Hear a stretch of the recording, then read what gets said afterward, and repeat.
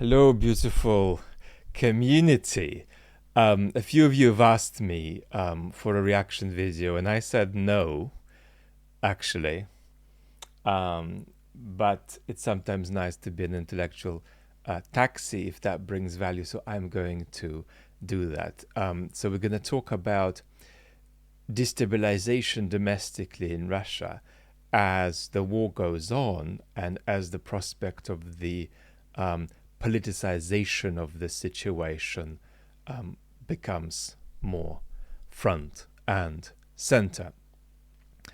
And we're going to do this chat in reaction to a video that Anders Bak Nielsen released on his channel about this very topic. And I didn't want to have anything to say about it simply because Anders is lovely and I support his channel on more than one level. I'm a fan of it, and he's a responsible voice on YouTube. He's a sustainable voice on YouTube, and so the last thing I want to do is sit here and give him scores out of 10 for different things he said. So I'm not going to be critical at all of Anders, but we're going to do a kind of situation where you've ordered your intellectual taxi, and we're going to react to what he said, which I'll just summarize in about 30 seconds to a minute. And by the way, I've just got up. It's about 10 in the evening here. I'm recording this the day before you're watching it, and the whole day was written off for me with quite violent physical symptoms, which is normal. But there's delays again and again. The rather exciting video coming on the main channel, so keep your eye out for it. It'll be with us soon on the main channel. It's going to be a video about imperialist psychology among oppositional Russians who think of themselves as not being Russian imperialists. So what Anders said is that there's a kind of a line here, and he actually gave a graph to illustrate this, a little pictorial demonstration to illustrate this. I thought it was very helpful, actually. So he said, look, there's a line, and below that line is the depoliticized position. And above that line, right, are three politicized positions that are possible. Pro-Putin position, the radical nationalist, ultra-nationalist position, and we've talked about different sort of expressions of that many, many times, from Prigozhin to Dugin to Strelkov. And the other position is the oppositional position. And Andres was saying that curiously, both Putin and the Russian opposition may be interested in getting people over and above that line, from the depoliticized to the politicized state, moving from population to citizen, right? And that's part of a process of, that deal snapping whereby citizens accede to not having public freedoms if they're given private freedoms in exchange, and in exchange for being given private freedoms, they outsource politics to the Kremlin. But if they get above that line, right, Anders was saying, well, look, both the Russian opposition and Putin are going to be interested in them joining their camp. And so, curiously, both the Russian opposition and Putin, and indeed the ultra-nationalists, are interested in people getting over that line, potentially, and then after they get over that line, joining their camp. Now, do I think it's helpful to talk in terms of it being a two-stage process? You politicize first and then you join the camp. I think that is actually explanatorily false, but educationally useful. So I do think it's a useful distinction. In other words, you say Russians have got to become citizens first, and then they're going to become oppositional citizens, fascist citizens, quote unquote, and so on. So while that's not how it's actually going to happen, right? Because you're actually going to go oppositional first and then politicize, and you're going to go fascized first and then politicized. It's going to be a complex, simultaneous process. You're not going to enter politics and then reflect on what view you should take. But even though that's so, it's still, I think, a useful sort of teaching tool to say, yeah, it's two things we're looking to happen, not one. So how is it going to happen? Let's look at it sort of one by one. Could people become interested in politics in Russia who are depoliticized and then decide that they support Putin? Well, this is difficult because the depoliticized people already say, declaratively at least, that they do support Putin. It's just that they don't support any particular policy of Putin's. What they support is whatever Putin does. That is their depoliticized predicament. But then clearly we're talking about a more politically substantive kind of support for Putin, not support for Putin that goes along the lines of, do you support Putin? Yes, very much. Can I just please get on with my life now? I don't want any more questions.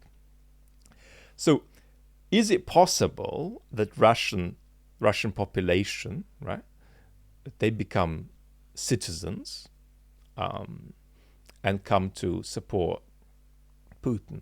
In a sense, it's impossible, and in a sense, it's possible.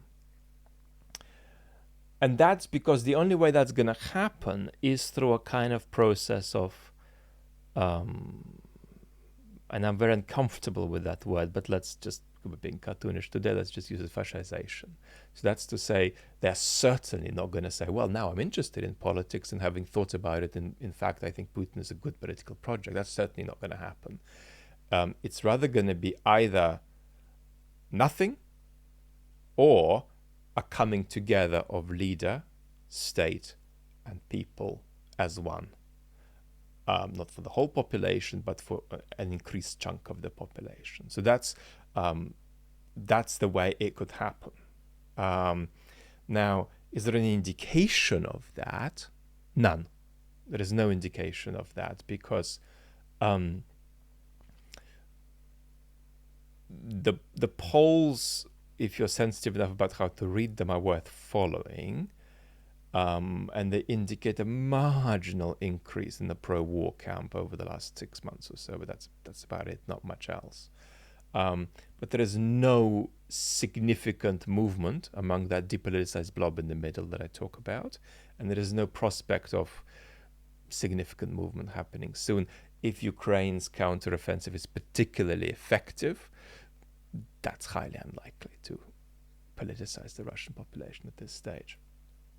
But yeah, there's this possibility that's absolutely there of a kind of fascization, and in fact, is it sociologically plausible to envisage a jump from a depoliticized state to a kind of fascist state? Yes, that is historically and sociologically plausible. So that's how that would happen. In terms of how folks could become more oppositional to Putin, what is missing there now is the perception of efficacious action, right? So it's not that there's a need for people to work out that something bad is happening and why it's bad and exactly where it's leading the country and what horrors are being inflicted on the neighbor country. No, that's not how it's going to happen. It's going to happen because people feel that they have a choice and that there is a tangible, we'll say more about this in the main channel video actually, there's a tangible perception of an alternative to Putin. Probably actually one that's described by oppositional political leadership, whether it's in the country or not. So once that perception is there, then it is actually possible that people are going to act a bit more and even put their necks on the line. What they're not going to do is put their necks on the line if they have the perception that they would just be doing that fruitlessly. They're just going to be filling up spaces in the prisons. So that's how that transformation goes. There's got to be a tangible sense that an alternative to the current political system, this sort of bizarre plebiscital monarchical absurdity, right? What we call the, imperialist authoritarian alternative to the modern democratic republic, and the way the two are clashing on the ex-Soviet space. There's got to be a clear perception that there is an alternative that you can act toward, and that's how more Russians could become oppositional. In terms of that third camp, the ultranationalists,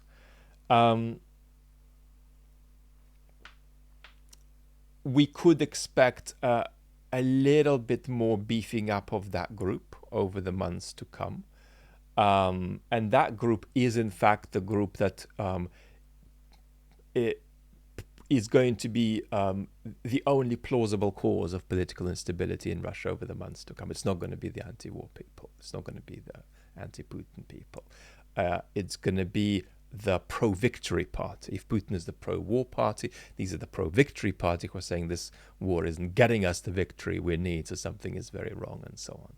And you are seeing the politicization of the post-Putin space, indeed, among these ultra-radicals that the Russian opposition are not succeeding in at the moment. So that's an important story. That is the main thread of internal political instability in Russia. The ultra-radicals are the party to watch more than the oppositional party, for the months to come at least. That could change, in the future. Now, of course, the people who are below that line, the opposition, the depoliticized Russians, it's not that they're not interested in politics. It's rather that they're evading politics.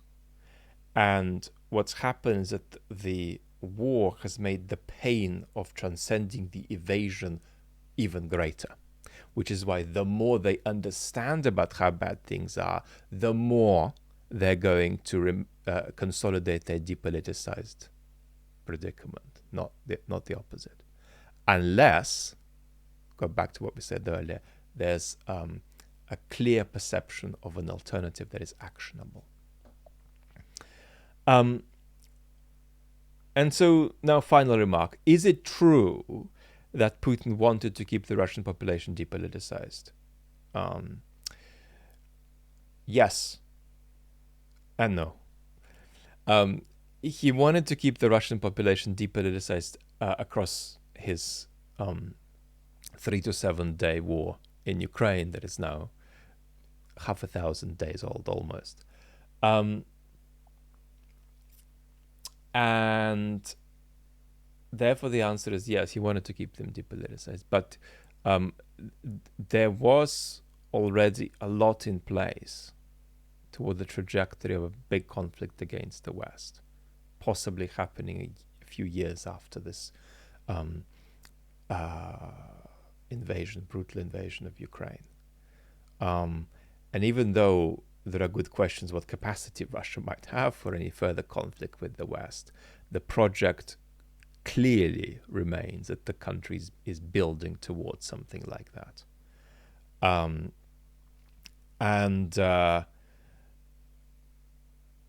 The challenge here is, and this is, I think, reflects basically what I think Anders constructively said in his video. The challenge here is that Putin is going to start, cartoonishly speaking at least, to feel increasingly the need to put on the sort of Stalin's clothes, even when that's not entirely his comfort zone. Now, what that could lead to, right, is increasingly this 2 or 3 way civil war in Russia between the people who want a modern democratic republic, between the people who sort of stand roughly with Putin, and the people who want something more radical. So basically the answer to that question is he wanted a more politicized population, but not Not yet. So that's a little bit of a taxi ride through that, a little bit more rambly than I hoped for. But anyway, it's been lovely to be with you all, and I'll connect with you, unfortunately, again on the chat channel before that main video comes out. It could now be as late as Saturday, but we will see. I'm looking forward to sharing it. Let's love. Bye bye.